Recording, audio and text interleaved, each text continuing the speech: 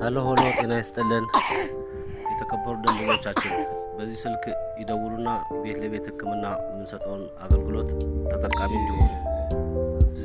ደንበኞቻችን እንግዲህ ለዛሬ ይዤላችሁ የመጣሁት ከትላንትናው ካቀረብኳችሁ ከማህፀን ካንሰር ጋር በተያያዘ ቀጣይ ፓርት ነው። ወጣቶች ነቃ በሉ። ስራ እየሰራን ስለ ጤንነት መማር ትልቅነት ነው።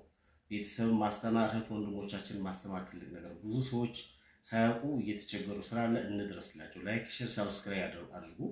ያው እንግዲህ ትላንትና ከማህፀን ካንሰር ጋር ባቀረብኳችሁ ያው ፈሳሽ ምልክት አለው ብያለሁ። ለየት ያለ ፈሳሽ እና ሽታ ያለው ብያለሁና ይሄ አንዱም የማህፀን ካንሰር ምልክት ስለሆነም ነው ያቀረብኩላችሁ። ማህፀን ካንሰር በሌለበትም እንደዚህ ፈሳሽ ሊመጣ ይችላል። ለምን? የሽንት ቧንቧ ኢንፌክሽን ካለ ወይ ማህፀን ኢንፌክሽን ይኖራል። ለምን? አንድ ላይ ነው ይገባል። የማህፀን ኢንፌክሽን ይኖራል። ከማህፀን ለየት ያለ ፈሳሽ ሊመጣ ይችላል። እና የሽንት ቧንቧ ኢንፌክሽን የሚመጣበት ምክንያቱ ኬዙ ከውጭ የሚገቡ ባክቴሪያዎች አሉ እና ከውስጥም የሚመጡ አሉ። ዲሴንዲንግ እና አሰንዲንግ የምንላቸው አሉ። እና ከውጭ የሚገቡትኝ እንግዲህ ከሽንት ቤት ሊነሳ ይችላል።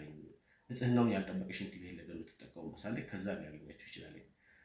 ከዛ ባለፈ ደግሞ እጃችሁን ሳትታጠቡ የተለያዩ ነገሮች ነክታችሁ በተለያየ አጋጣሚ ከብልታችሁ ጋር ግንኙነት ኮንታክት የሚያደርጉበት አጋጣሚ ከተፈጠረ ከውጭ ወደ ውስጥ የሚገቡ ባክቴሪያዎች ናቸው የሚያመጡት። ከውስጥ የሚመጣው ደግሞ አንድ ሰው ለረጅም ሰዓት የሚቀመጥ ከሆነ፣ ለረጅም ሰዓት የሚቆም ከሆነ፣ ውሃ የማይጠጣ ከሆነ፣ ሽንት ይዞት ለረጅም ሰዓት ሽንቱን ቆጥቦ ሳይሸና የሚቆይ ከሆነ ከስራ አንጻር ሊሆን ይችላል።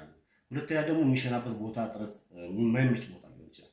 በተደጋጋሚ ሽንቱን ሳይሸና ለረጅም ጊዜ የሚይዝ ከሆነ ከውስጥ ወደ የኩላሊት ኢንፌክሽን ወደታች የሽንት ቧንቧን ተከትሎ የሽንት ቧንቧ ኢንፌክሽን እንለዋለን። እና መከላከያዎቹ ደግሞ እነሱ መከላከል የምንችለው አንድ ከውስጥ የሚመጣውን የኩላሊት ኢንፌክሽን የሽንት ቧንቧ ኢንፌክሽን ተብሎ ከውጭ ንጽህናችን ስንጠብቅም ከውስጥ የሚመጣውን ለመከላከል ውሃ መጠቀም፣ ውሃ በብዛት መጠጣት። ሁለተኛ ደግሞ ለረጅም ጊዜ የሚያስቀምጥ ስራ ከሆነ ሽንት በመጣ ሰዓት ላይ ቶሎ መሽናት፣ ውሃ መጠጣት፣ ቶሎ መሽናት። ውሃ መጠጣት ረጅም ሰዓት የሚያቆም ስራ ሊሆን ይችላል እና ውሃ መጠጣት፣ ሽንት በመጣ ሰዓት ላይ ግን ቶሎ ሽንትን መሽናት ከውስጥ የሚመጣውን የሽንት ቧንቧ ኢንፌክሽን ይከላከላል። እንግዲህ ከውጭም ይምጣ ከውስጥ እንግዲህ ለማህፀን ኢንፌክሽንም ይዳርገናል። የሽንት ቧንቧ ብቻ ተገድቦ አይቀርም እና ወደ ማህፀን ገብቶ የማህፀን ኢንፌክሽንም ካለ ከማህፀን ለየት ያለ ፈሳሽ ይመጣል። በግንኙነት ሰዓት ላይም የተለየ ሽታ ሊያመጣ ይችላል። ህመምን ሊሰማ ይችላል።